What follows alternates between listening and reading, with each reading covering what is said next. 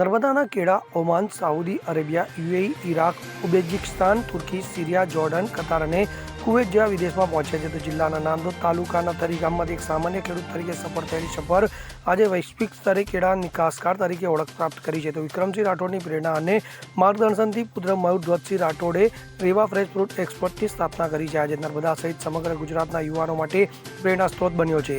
વર્ષ 2016માં સ્થાપિત આ સ્ટાર્ટઅપે શરૂઆતના દિવસમાં અનેક પડકારોનો સામનો કર્યો હતો.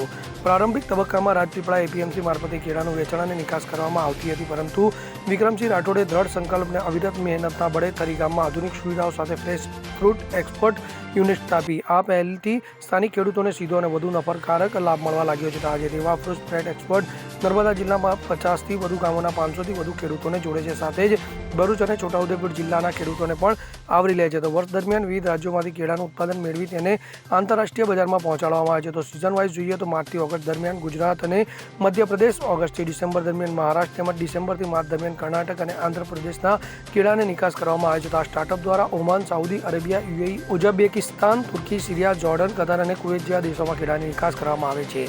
ખાસ કરીને G9 કેવિન્ડેન્સ જાતના કેળા માટે આંતરરાષ્ટ્રીય બજારમાં ભારે માંગ છે. તો ગુજરાત સરકારના હોર્ટિકલ્ચર વિભાગ તરફથી વર્ષ 2024-25 દરમિયાન ₹2.15 કરોડની સબસિડી મળતા સ્ટાર્ટઅપને વધુ ગતિ મળી, જેના થકી વિક્રમસિંહ રાઠોડને રેવા ફ્રેશ ફ્રૂટ એક્સપોર્ટમાં અનેક તરીકે રાહત મળી છે.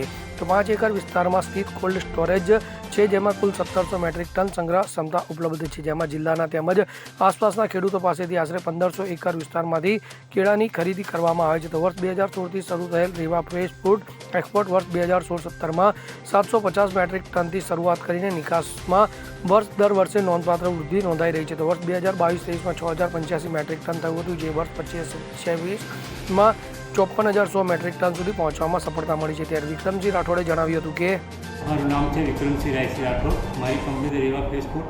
મારું ગામ થરી રાજપીપળા તાલુકાનું ગામ છે થરી ગામ. મારા જોડે ખેડૂતો 500થી 600 ખેડૂતો છે. અમે એક્સપોર્ટ કરીએ છીએ કેળા. હું પણ ખેડૂત છું અને ખેડૂતોના ભાવ પણ સારા અમે આપીએ છીએ અને અહીંયાથી અમે એક્સપોર્ટ કરી દુબઈ છે, ઓમાન છે, સાઉદી છે, એ પ્રમાણે અમે મોકલીએ છીએ ત્યાંથી, જ્યાંના પણ અમને ભાવ સારા મળે છે અને અહીંયા ખેડૂતલક્ષી અમે રહીને કામ કરીએ છીએ. અને સબસિડી મને કોર્સોને બનાવવા માટે સરકારશ્રીએ સબસિડી પણ આપેલી છે, એની પણ અમને સબસિડી મળી ગઈ છે અને અમે કોર્સ પણ ચાલુ કરેલો છે. એ કોર્સોના લીધે ખેડૂતોને ઘણો ફાયદો થયેલો છે. મારી પાસે કર્મચારી 50-60 કર્મચારી છે અને લોકલ માણસો મારી પાસે 200થી 250 માણસો કામ કરે છે.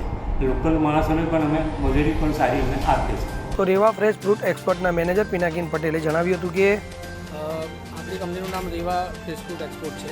અમે ખેડૂતો ભરૂચ જિલ્લો, નર્મદા જિલ્લો અને છોટાઉદેપુર જિલ્લાના જે બી ખેડૂતો છે, એ ખેડૂતોનો જે આ સારા કેળા કરતાં ઉત્પાદન કરતા જે બી ખેડૂતો છે, એ બધા ખેડૂતોનો અમે માલ લઈએ છીએ અને એ બધો માલ આપણે એમના ખેતર પર જઈ અને અમે આ પ્રોસેસ છે, આ પ્રોસેસ દ્વારા અમે પેકિંગ કરીએ છીએ. અત્યારે આ જે પેકિંગ ચાલે છે એ 13 કિલોનું પેકિંગ ચાલી રહ્યું છે અને એ સિરિયા કન્ટ્રી માટે ચાલી રહ્યું છે. તો અમે આ રીતના પેકિંગ કરી અને સારું ગ્રેડિંગ કરી અને વિદેશમાં માલ મોકલીએ છીએ. તો આમ નાંદોદ તાલુકાના એક સામાન્ય ખેડૂતથી શરૂ થયેલી વિક્રમસિંહ રાઠોડની સફર આજે સફળ ઉદ્યોગપતિ તરીકે ઉભરી આવી છે, જે વોકલ ફોર લોકલથી લોકલ ટુ ગ્લોબલ સુધીનું પ્રેરણા ઉત્તમ ઉદાહરણ છે. દીપક જગતાપ સાથે CN24 ન્યૂઝ, રાજપીપળા. હવે જુઓ દેશ દુનિયાની તમામ ખબરો તમારી આંગળીના ટેરવે.